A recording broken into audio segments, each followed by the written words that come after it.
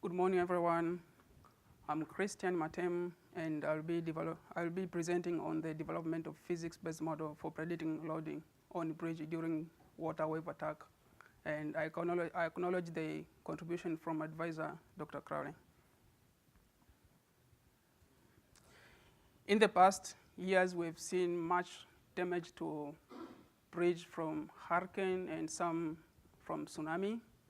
And before 2004 and in the US and before 2011 in Japan, there was few studies on wave forcing mechanism, and that showed the lack of understanding on the wave forcing mechanism, and that one was the reason why we have an increase in the number of studies after Hurricane Ivan and after Hurricane Katrina. But before that one, there was only one study done by Denson, and it was 1978, where he did experimental study on one of the bridge damage during Hurricane Camille. And then after that one, up to 2004, when we had Hurricane Ivan, there are only 2 studies. And then as you can see, after Hurricane Ivan and after Hurricane Katrina, we had almost more than 30 studies. And both of them were based on either conducting experiment or using CFD approaches, which is good. But both of these approaches, experiment-based approach and computational fluid dynamics, they usually, at the end of the day, they usually come with either parametric equations or design curves. And both of these equations, they've been used for developing some design guidelines, as Ashton from Ashton from Marine and Shepard, and also we have hydraulic engineering circular manual also from Douglas. And the good thing about this one, they usually develop from limited parametric, limited wave condition and the limited bridge configuration. So if you're a design engineer and you come across a structure which is not within the specified parametric range, then you have to go back, either you're doing again laboratory experiment or doing a CFD, which from practical perspective for a normal engineer, you're in a design office and you're supposed to do running laboratory experiment or CFD. First of all, doing a laboratory experiment is expensive. Actually, even doing analysis of the end result from a laboratory experiment is time consuming and it needs unique expertise. And when you come to CFD, this one is a little bit, it needs a lot of computational resources, including computer supercluster. And it also requires unique expertise to do CFD analysis. So what we thought it will be better to have a simple model which will give the same or reasonable result, the same as the one we're getting from CFD, which is easy to be used as at normal regular computer, and which will at some point reduce the computational time. And not only that one, this plan was backed up by one of the study done by Paget 2015, where she was trying to combine the wave forcing mechanism model with risk assessment tools. And one of the difficulties she was facing was the computation time she was it was almost more than 7 hours just for one bridge configuration. So, and she was recommending it would be better also to have a simple model, which is easy to integrate with risk assessment tools. And at the end of the day, it can be used just for normal practice in engineering. And not only that one, she was ahead and say like right now in US we have almost more than 100 bridges, more than 1,000 bridges which are at the risk of being severe damaged by severe storms. So if you want to do risk assessment of this one, just assume you are going to use CFD. It's going to take forever. And we know depending on the sophisticated detail we need, it might take even sometimes a month to run CFD in a cluster.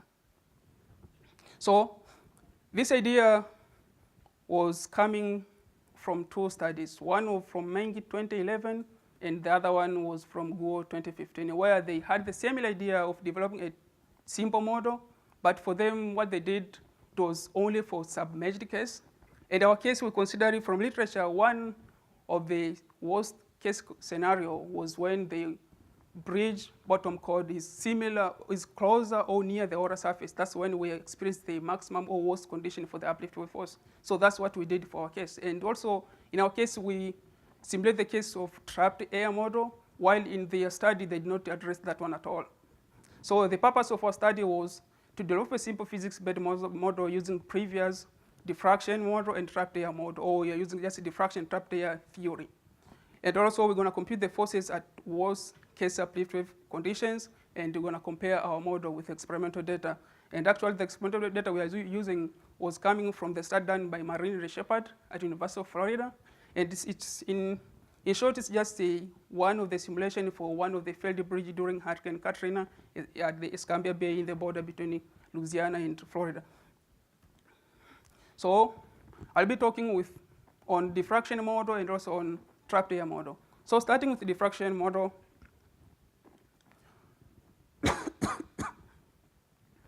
so we use potential flow theory to describe the flow throughout the entire domain, including the water and the bridge superstructure. And we use the potential flow, the linearized computational flow to describe the flow domain. And you can see some of the assumptions we had was, as you can see, water was in VZD, incompressible flow, the flow is rotational, and also we consider monochromatic wave. And based on the data we are getting, we consider only the case the wave was hitting the bridge at a perpendicular angle. But the model can be modified to include the case where the bridge is being hit at the oblique angle or at a certain angle. So, and the linearized complex potential has to satisfy the Laplace equation. And for our case, we are considering only 2D, not in 3D. Now, for the case of trapped air model, as we know, as the wave is propagating through the bridge, there will be a point where we'll be having the amount of trapped air underneath the bridge chamber, or the space between the one girder and another girder. That's what we'll be referring as a bridge chamber. So to describe and to know how much air is trapped and how long it's going to be trapped and how much pressure is created, we will going to consider the motion or the arbitrary block undergoing vertical motion. And the motion of that block can be simplified using second law of Newton motion, which just force is equal to mass times acceleration. And the only force which is acting on that one, on arbitrary block of effective thickness kT, is only the gauge pressure of the trapped air inside. And balancing the two forces, you're going to end with a third expression where it's just the pressure created inside minus atmospheric pressure is equal to that rho kT times acceleration. And the relationship of the gauge pressure created inside can be approximately described using adiabatic compression law, as you can see the last expression. Now to solve these last two expressions, those are second order differential equation, we need to know the value of kT and also know the duration in which each girder is sealed and for how long it's sealed. So different literature have proposed different value of kT. Some of them they are based on bridge configuration, others are based on wave parameters. And in this study, we considered both possible values of kT, and we were able to calibrate our own value of kT. So the boundary condition, to solve the diffraction in the trapped air model, we need the boundary condition. So we had the boundary condition for incoming, outgoing, at the seabed, and at the structure surface. But one of the important one was the one at the bridge chamber, where if we don't have the trapped air, or if the chamber is not sealed, then it's going to behave as just a free surface. And if it's sealed, then we're going to consider it as a trapped air surface. And we went ahead and discretized our equation using finite difference solver, and that's our discretized equation.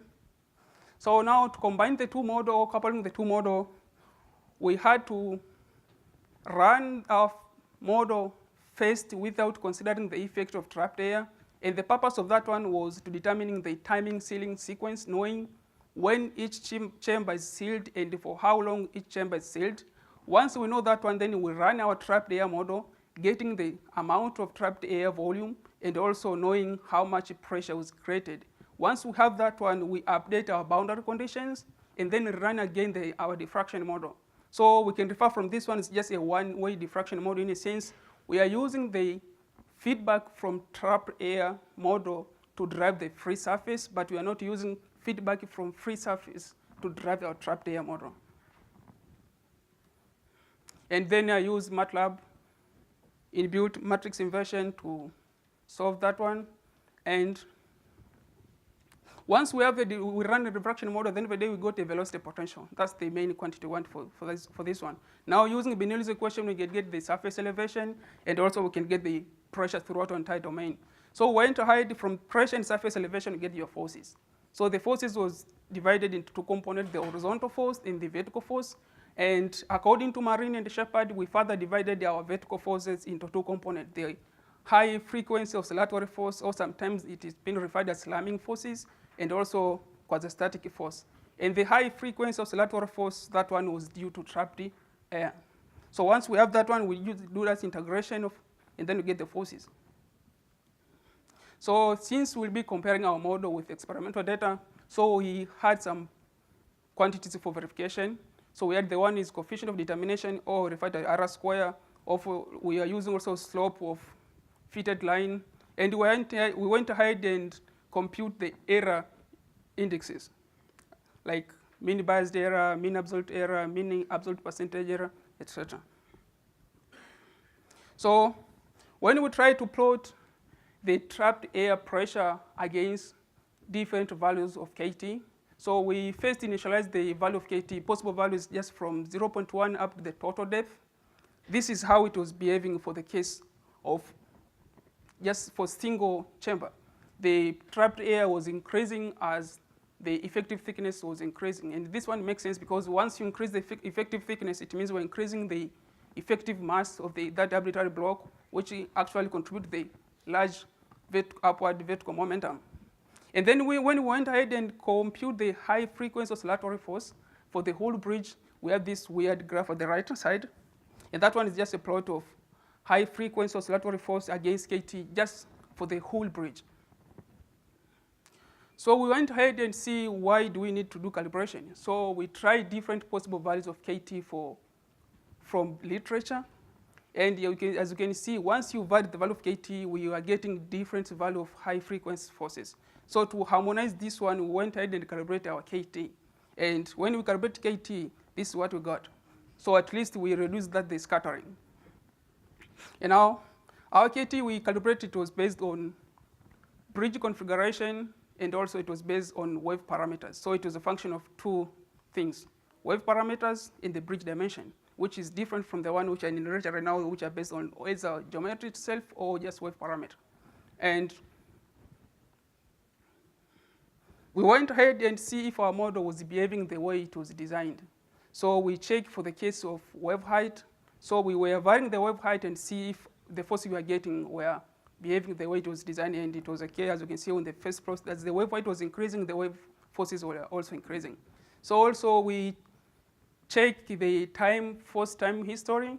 For the case of quasi-static force, it was behaving the way it was designed. Also for the case of high frequency oscillatory force, in the case of total force, was just summation of the quasi-static force and the high frequency oscillatory force. And also we had the case for horizontal force.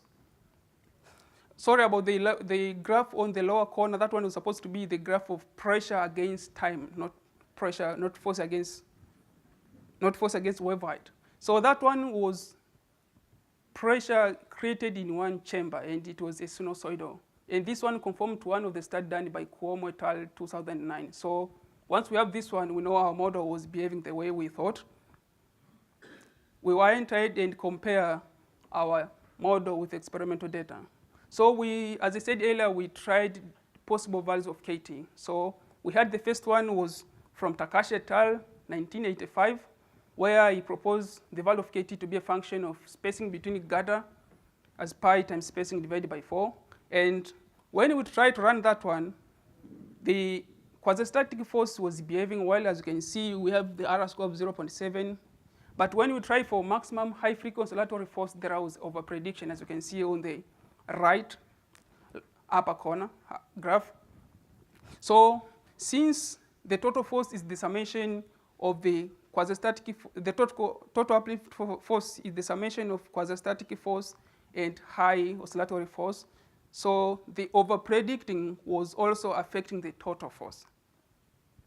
And then for the horizontal force, this one was not working good. And then we try other values of KT as proposed by Cuomo et al. 2009 as a function of just water depth.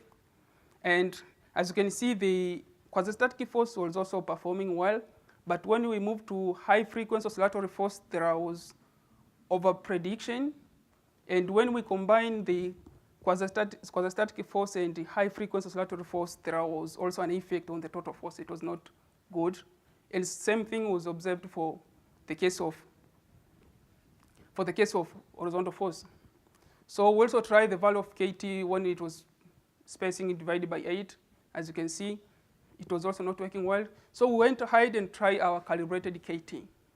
As you can see, it was good for the case of quasi-static force, and it was good for the case of high frequency force, but still it was not good for the case of vertical force. And the reason for that one I will say later, because one of the assumptions we are making in our model, we are assuming each chamber is experiencing the maximum pressure, which actually from practical perspective is not like that, and we are not considering the effect, the lateral movement of air. So once I'll explain that one later. And we went ahead and to consider the case if we did not consider the trapped air, how our model will be behaving. And in that case, we discovered once we don't consider the effect of air, we release all the air, the force was lower compared to the case where the trapped air was considered. And even when you consider the time history of the forces, those oscillatory patterns were disappeared.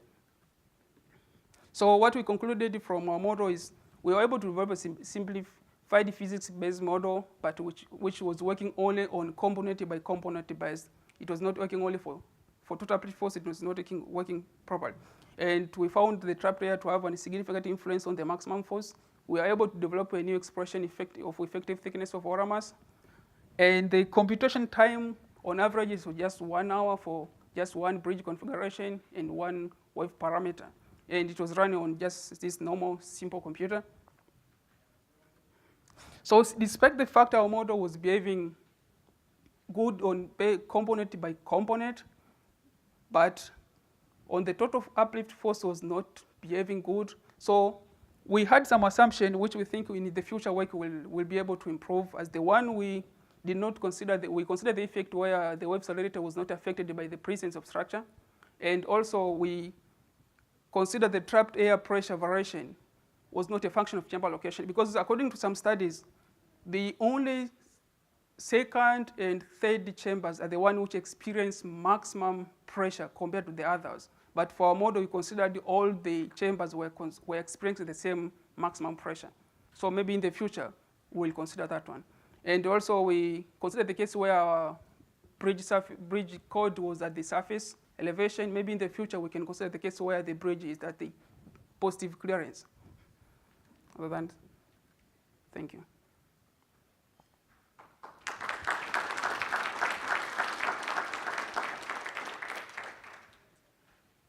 My question is more of a comment than a question. I think that's great work, and I'm glad to see you're using the diffraction approach, because it's very similar to a diffraction problem, and I'm looking forward to reading the papers. And besides the clearance problem, we have the other issue of burial. We expect these loads to go down when the storm surge is much higher than the bridge deck, but to date, none of the data in the models really handle that very well. So we don't have a tool for design. So think about that also, as well as more gap, go negative gap. That'd be a valuable tool. Oh yeah, thank you. We'll consider that one.